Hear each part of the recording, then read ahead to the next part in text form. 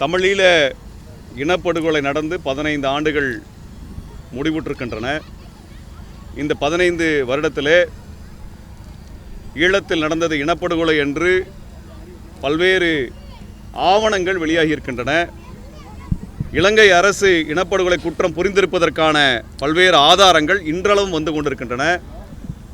4 மாதங்களுக்கு முன்பு கூட இலங்கையிலே மனித புதைகுழிகள் கண்டுபிடிக்கப்பட்டு கொத்து கொத்தாக தமிழர்களுடைய பிணங்கள் கண்டறியப்பட்டிருக்கின்றன. ஐநாவினுடைய நிபுணர் குழு ஈழத்தில் நடந்த இனப்படுகொலை ஆவணப்படுத்தியிருக்கிறது. ஐநா நியமித்த பெட்ரி அறிக்கையானது எவ்வாறு இலங்கை அரசு இந்த படுகொலையை செய்தது என்பதை ஆதாரபூர்வமாக நிரூபித்திருக்கிறார்கள்.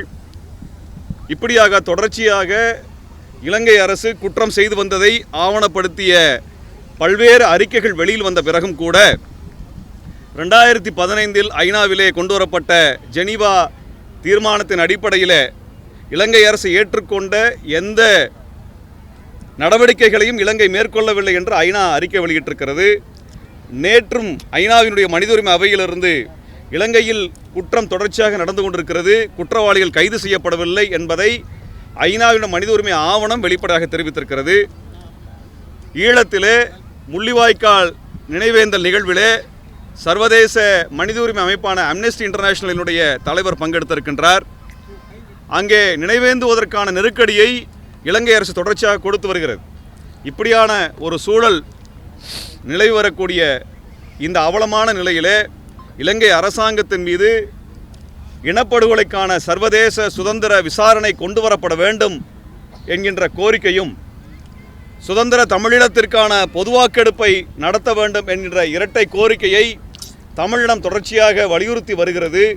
பல்வேறு அரங்குகளில் இந்த கோரிக்கை முன்னகர்த்தப்பட்டு வரக்கூடிய சூழலிலே இந்த 2 கோரிக்கைகளை நடைமுறைப்படுத்துகின்ற ஒரு நடவடிக்கையை நாங்கள் கேட்கின்றோம். இலங்கை அரசின் மீது உடனடியாக அந்த விசாரணை மேற்கொள்ளப்பட்டு தமிழீழத்துக்கான ஒரு வாக்கெடுப்பு நடத்தப்பட வேண்டும்.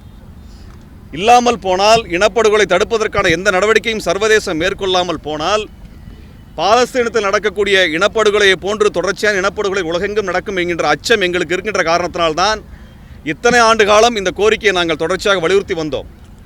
சர்வதேச குற்றவியல் நீதிமன்றம் என்று சொல்லப்படுகின்ற இன்டர்நேஷனல் கிரிமினல் கோர்ட்டிலே இஸ்ரேலின் மீது இனப்படுகொலைக்கான வழக்கை தென்னாப்பிரிக்கா பதிவு செய்திருக்கிறது.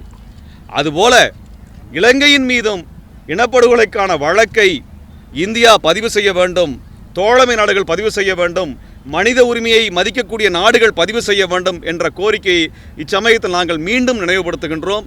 இந்த கோரிக்கைகளை உலகெங்கிலும் இருக்கக்கூடிய பல்வேறு அரங்குகளில் முன்னெடுத்து சென்ற இந்தியா மட்டுமல்ல, உலகெங்கிலும் இந்த குரல் எதிரொலிக்க காரணமாக இருந்த பல்வேறு அரங்குகளில் இதை விரிவாக எடுத்துரைத்த ஐயா வைகோ அவர்கள் இந்த கோரிக்கைகளை இப்பொழுது வலியுறுத்தி ஊடகத்திலே தனது கருத்தை பதிவு செய்வார்கள்.